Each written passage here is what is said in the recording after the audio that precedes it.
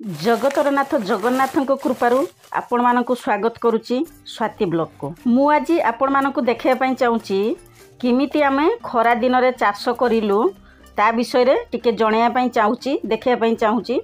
प्रथमे आमे कौन कलु ना आगे आमर माटी बनई नबु जगह कर नबु तापर आमर से गछ लगेबु। जो जगह करुचु मु तो परिवा चोपारू कंपोस्ट बनई से आमर आगर वीडियो भी देखी आपण माने देखिथिबे।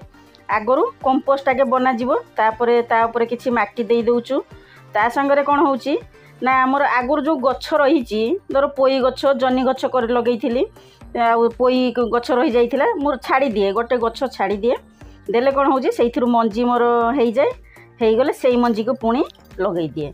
ता संग को कोन होउची ना मा भाई हाथ रे पठेइथिले मंजी कहिथिले जे तू छात रे लगेइ दबु कहीं ना एबे आमर आ सीजन फूल किसी ना सब कुंड आमर खाली सेमती हो जाइए सीजन फूल पुणी लगेला बेलू आहरी बहुत लेट हम से कहीं खाली कुंड पकईबी से माँ कहले किसी साग बुणीदेबू। आजिकल कौन होना आमर जमी कलम साग ता सांगरे पिता साग तार सब मंजी बाहर लानी सेटा मुझे जानी नी माँ कहले ना तार मंजी होती लगेदेबू। जेहेतु मत कलम साग बहुत प्रिय ता सांगर पिता साग मार्केट नहीं कि आसे किंतु निज हाथ में जो गछ आम लगाऊचु माने सेटा केते खुशी लगे निज बाड़ी ताको तोलिकी आणबू तापर रोसई करिकी खाइबू मन माने खुशी बहुत हो जाए। तेणु मु कौन कली ना आमर जो मंजी गुड़ाक आम डायरेक्ट पके दौचु। एक्चुअली कौन हुए ना मंजी को आमर बतुरई दि जाए तापर ताको छाणिकी गोटे दिन एमती रखीदेले तापर बुणीदेले सांगे सांगे आमर गछ हो भल से हुए। मु किंतु डायरेक्ट सीमिति मंजी को बुणीदेली से भी बुणले किसी असुविधा नहीं कहीं आगर मु देखी वर्षा दिनिया जो आमर चाष करी से किमती मंजी को मु भिजे देती आउ एबे मु डायरेक्ट सेमती लगे दूँ डायरेक्ट लगेले भी हो आ रेगुलर आम पानी दौचु ता संगे आमर जो जन्नी गछ गला सीजन रे मु लगेइथिली गोटे जन्नी मु छाड़ी देइथिली मंजी पई सेटे मंजी भी हैला तापर जन्नी रो जो छालीटा पुलीटा आम कौन करूँ ना आमर साबुन रे लगेबू देहरे घसीवाई तापर सेटा को पुणी मु लगे दौ। फल हो कि न हो कहवाक गले आमर जो जन्नी पत्र कुंदरी पत्र कखारु पत्र कलरा पत्र एगुड़ाक मु पत्र रे रेसिपी बनई दिए पत्र रे मु रोसई कर दिए ताकू चटनी बनई दिए पकुड़ी बनई दिए तेणु से मु गछ लगे दिए। फल तो निश्चय हम फल को आशा रखिकी कौन हम तापर पुणी कौन है ना पुणी सेकेंड टाइम भाई आसते भाई हाथ में माँ आउ कि मंजी पठे देती प्रथम तो मुझे कौन करी सब आमर साग लगे देती तापर माँ कहला जे आउ कि अलग गछ दौचु एबे लगेदे। बहुत पूर्वर मु चाष करुली तापर मझीरे मु बंद करदेली चाष करिया आ चाष कली कहीं किसी सेमती तो फल हैलानी मन भी टिके दुख है ता सांग को कौन होची ना आमर जो ये भुवनेश्वर मंजी किणापी गले से पैकेट मिलूँ पैकेट हूँ 20 टंका आउे मोर पैकेट कौन हम 2-4टा मंजी हेले मते सुविधा होची सेठू माँ कहले हो तू आउ सेठू मंजी किणी ना मुझे किणीदेवी देलु सेठी कौन होची ना अल्प 10-20 टंकार हेले सी 2-2टा कर मंजी दे दौची भोगराई रे से मंजी को माँ पठे दौची जे नाई कि लगेदे जहाँ तो किसी ना कि हम तापर मोर होची माने चाष रे बहुत मन जमती आम कहूना चषा पुआ आम सेमती आमर रक्त रे प्रभावित होउची से मोर प्रथम रू माने रही जे मुझे चाष करे खाली तो परिवा चाष नहीं मुझे फूल गछ बेसी लगाए मत फूल बहुत प्रिय सेठू सार कहले जे कहीं फूल गछ सब तो लगाऊचु आ सांगरे किसी परिवा चाष करूनु देले खाइबू भल लगे। धीरे धीरे कौन कली तापर मु फल गछ लगेली फल गछ टी इंटरेस्ट आसला फल भी धरला किंतु फल होची कौन सीजन रे थरे ही धरिबो 12 मासी तो फल धरेनी तेणु सेठू से कहले जे तू परिवा लगौनी भल लगे। मझे मझे कौन है ना मुझे तो एमती भुरसुंगा गछ तापर कुंदुरी गछटा भी लगे देती ता सांगे आमर पुदीना धनिया एमती लगे दी थाए घरे जो दरकार हुए इमरजेंसी तोलिकी नहीं आसे। जेबेठू मोर यूट्यूब चैनल है सेबेठू कौन है ना मोर रोसई रे इंटरेस्ट रहा मु रोसई कली ता सांगे रोसई रे मोर किछि परिवा दरकार है कि पत्र किछि दरकार है तापाई कौन कली ना मु मन बलैदेली जे गछ मु लगेदेवी मोर छात बगीचार देले कौन हम जिते मोर रेसिपी बनैबी से नहीं आसबि बनैबी मत भी भल लगे आपण मानक देखापी भी भल लगे आपण मैंने निश्चय इमितिका चाष करूँ। कुंडरे देखुना मुझे सब कुंडरे करी अखारे बसई देती ता सागर जरी में बसईदे जो थे पारे सेमती बसईदे निश्चय तो किसी तो फल फल कहीं ना परिश्रम फल निश्चय मिली थाए। जिते छात को जाए गछ को अनै दिए बहुत खुशी लगे माने जिमिति बसिकी से सागर गपसप करे कथबार्ता करे सजाड़ुथी गछ लगौथी देखुथी पानी दौथी ता सागर कौन हुए ना गछ तो खाली लगेदेले हेनी गछ मूल घास हो जाऊँगी घास को उपाड़ुथी जिते बड़े फल गछरे कि परिया गछरे गोटे फूल आसीज कषि पड़ज से देखिले कि मन खुशी हो जाए माने पूरा आत्मा तृप्त हो जाए। छोट हेले भी जमती लगे मु निज हाथ में से उगेई बहुत पसंद लगे। ता सांग को कौन हो कहवाक गले आपण मानक किसी लगभग कहीं ना ये कौन फल ये कौन चाष करुच्ची आमर तो एत चाष होती किए कहते आमर बहुत चाष होमें बहुत परिया पत्र पाऊँ किंतु जानी रखु बाड़ी रे तो समस्ते चाष करेंगे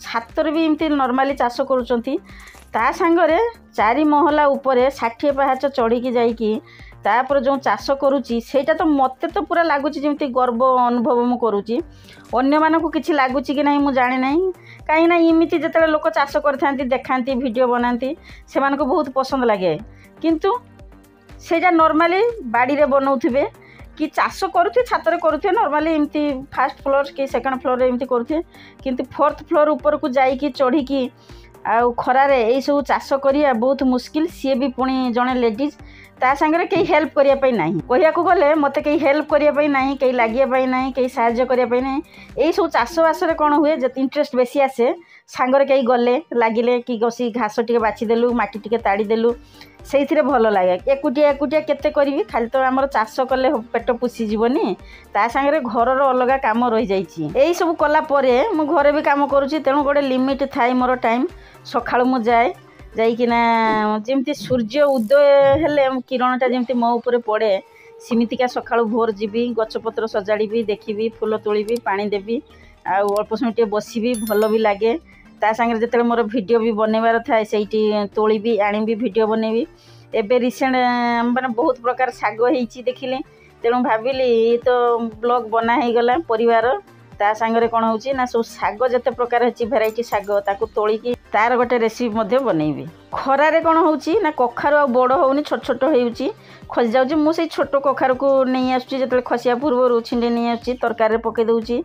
धनिया पत्र कौन होची मार्केट रो आम धनिया पत्र आनु ठीक अच्छे धनिया पत्र तो बास्ना रही किंतु मोर जो छातर मु लगेइथिली तार एते सुंदर बास्ना होतिला एते मह मह बासुतिला एते सुंदर लागुतिला ता संग जो कलम साग पूरा बहुत नरम कलम साग कौन होची माने बढ़िया एते बेस्ट कलम साग चाष करियार थरे काटी आनीथिले माने प्राय पाखापाखि 10 दिन भितर आमर पुणी कलम साग हो जाउची। सिमिति गिमा भी आम गिमा छिंडे आणुचु ता सांगरे कौन होची ना आमर आम्बुली तो ऑटोमेटिक बाड़ी रे हो जाउची गोटे दीटा मंजीरू भल से भी गछ हो जाइए गोटे दीटा होती मोर तो गोटे ही गछ दरकार जोटा ही फल फलिबो नले देखापी बहुत सुंदर लगे। एबे तो रिसेंट सब लगा भी होती आग को जिते से धर परिवा धरले तार भी वीडियो भी बनैबी देखैबी एने डेरी तो है ना आपण मैंने मंजी नहीं आसतु आपण बाड़ी बगीचारे लगातु चाष करतु साग तो ऑलमोस्ट हम ही हम कुंडरे पकई दिंतु भल लगे देखापी आईटा बेसी परिश्रम भी नहीं आपण कंपोस्ट भी बनईदेवे जो परिवा चोपा कि बासी फूल जदि आपंकर नष्ट हो जाऊँगी फोपाड़ुंट नहीं तले ताकू कंपोस्ट बनईदेवे ता सागे जदि किसी गछपत्र लगाउंट जो सुखिला पत्र बाहर से सुखिला पत्र को मध्य अखारे भर्ती करदेवे ऑटोमेटिक सी एमती कंपोस्ट बनीज बहुत सुंदर भाव में आमर चाष होता एबे कौन करुच्ची ना आमर सबुतक जो चाष होता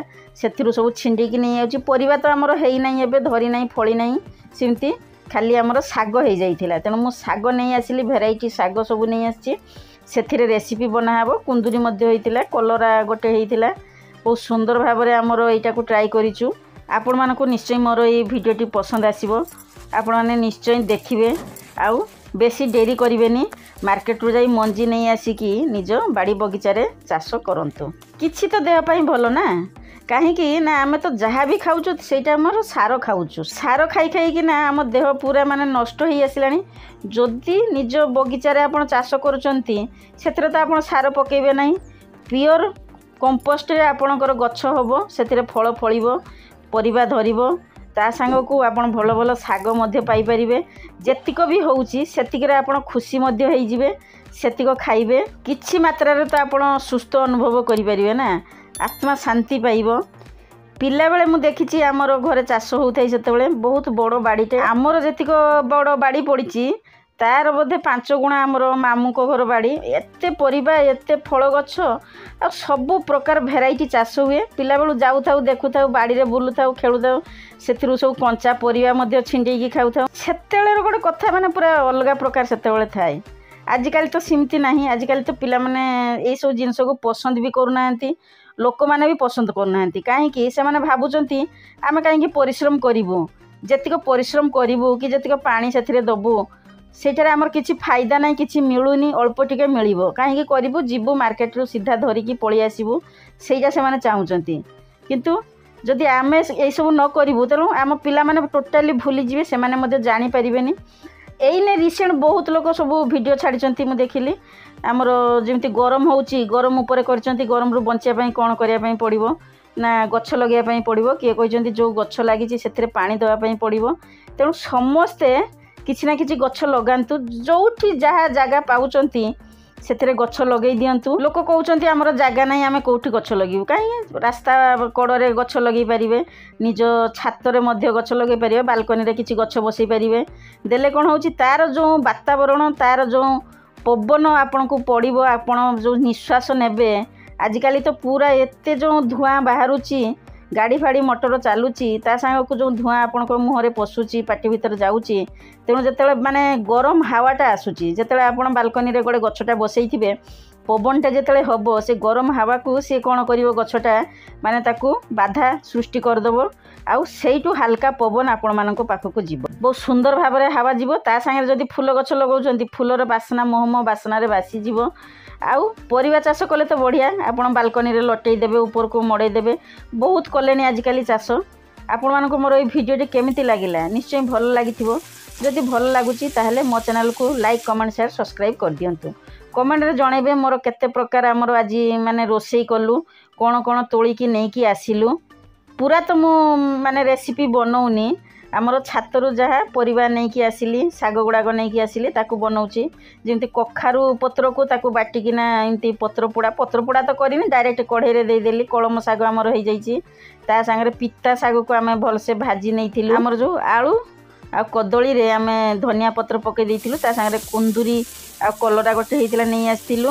ଆଉ ପୋଇ ପତ୍ରକୁ ମସଲା ଦେଇକିନା ତାକୁ ଆମେ ଭାଜି ନେଉଛୁ। ଆଗରୁ ତ ବହୁତ ରେସିପି ଛାଡ଼ିଥିଲି, ଆପଣମାନେ ଦେଖିଥିବେ, ନହେଲେ ଏବେ ସର୍ଚ୍ଚ କରିନେବେ, ଭେରାଇଟି ରେସିପି ମୋର ଛଡ଼ା ହେଇଛି। ଖାଲି ଯେ ଆଜି ଗୋଟେ ଦିନ ଆମେ ନେଇକି ଆସିଲୁ, ଖାଇଲୁ, ଭିଡ଼ିଓ ବନେଇଲୁ ତାହା ନୁହେଁ। ପ୍ରାୟ ନର୍ମାଲି ମୁଁ ଛାତକୁ ଯାଏ, ଯେତେବେଳେ ଛାତରେ ଦେଖିଲି ଫଳଟିଏ ପାଇଲି କି ପରିବା ଆମର ହେଇଯାଇଛି, କିଛି ଶାଗ ହେଇଯାଇଛି, ତାକୁ ତୋଳିକି ନେଇକି ଆସିଲି। ମାନେ ପରିବାର ଡାଳ ପାଖରୁ ଚୋପା ପାଖରୁ ପତ୍ର ପର୍ଯ୍ୟନ୍ତ କିଛି ବି ନଷ୍ଟ ହେବାର ନାହିଁ। ଯଦି ଜାଣିଥିବେ ଆପଣମାନେ ତାହେଲେ ଆପଣ କିଛି ନଷ୍ଟ ହିଁ କରିବେନି, ତାକୁ କାମରେ ହିଁ ଲଗାଇଦେବେ। ବର୍ତ୍ତମାନ ଆମର ପ୍ଲେଟ୍ ଲଗା ସରିଲା। ଏଇଟା ଆମେ ପଖାଳ ସାଙ୍ଗରେ ଖାଉଛୁ, କାହିଁକିନା ଭେରାଇଟି ଆମର ଶାଗ ରହିଯାଇଛି, ସେଇଟା ପଖାଳ ସାଙ୍ଗରେ ସବୁଠୁ ବେଷ୍ଟ। ତା ସାଙ୍ଗରେ ସାର୍ ତ ବାହାରେ ଅଛନ୍ତି, ଏବେ ପୁଅ ମୋର ଖାଇବା ପାଇଁ ବସିଗଲୁ, ବଢ଼ା ସରିଛି, ସିଏ ବାହାରେ ବସିଛନ୍ତି, କଥା ହେଉଛନ୍ତି।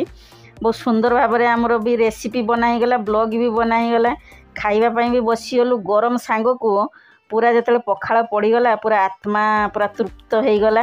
ତା ସାଙ୍ଗରେ ଭେରାଇଟି ଆଇଟମ୍ ମୁଁ ପୁଅକୁ ବୁଝେଇକି କହିଦେଉଛି କ'ଣ କ'ଣ ଆଇଟମ୍, କାହିଁକିନା ତାକୁ ତ ସବୁ ଗ୍ରୀନ୍ ଦେଖାଯାଉଛି, ସିଏ ଜାଣିପାରିବନି। ଅବଶ୍ୟ ପିତାଟା ଜାଣିପାରିବ, କେଉଁଟା ପିତା ଲାଗୁଛି ସେଇଟା ସିଏ ଜାଣିପାରିବ, ସେଇଟା ଗିମା ବୋଲି। ମୁଁ ତ ନର୍ମାଲି ଏମିତି ସବୁ ଶାଗ ସବଜି ଯେତେବେଳେ ବନାଉଛି, ପୁଅ ବି ଶିଖିଗଲାଣି, ଖାଉଛି। ଆଜିକାଲି ପିଲାମାନେ ଖାଆନ୍ତିନି, ତେଣୁ ଆପଣମାନେ ଏମିତି ରେସିପି ବନେଇ ଦିଅନ୍ତୁ, ସେଇ ପିତାକୁ ହିଁ ପିଲାମାନେ ଖାଇଯିବେ, ପସନ୍ଦ କରିଯିବେ। ତେଣୁ ଯେତେବେଳେ ଆଣୁଛନ୍ତି ଗିମାକୁ କ'ଣ କରିବେ, ଆଗେ ପିଆଜ ଦେଇକି ଯେଉଁ ଭାଜିଦେବେ, ସେଇଟା ବହୁତ ଭଲ ଲାଗିବ, ପିଲାମାନେ ଖାଇବେ। ଆମେ ତ ମନ ଭରିକି ଖାଇଯାଉଛୁ। ବେଶୀ ଡେରି କରନ୍ତୁ ନାହିଁ, ଏଇନେ ଆପଣ ମାର୍କେଟରୁ ଯାଆନ୍ତୁ, ମଞ୍ଜି ନେଇ ଆସନ୍ତୁ, ଆଉ ଗଛ ଲଗାନ୍ତୁ। ମୁଁ ପୁଣି ଗୋଟେ ନୂଆ ଭିଡ଼ିଓ ନେଇ ଆପଣମାନଙ୍କ ପାଖକୁ ଆସିବି। ମୋର ଏଇ ପ୍ରୟାସ ସବୁବେଳେ ଜାରି ରହିଥିବ। ବର୍ତ୍ତମାନ ମୁଁ ରହୁଛି। ଜୟ ଜଗନ୍ନାଥ।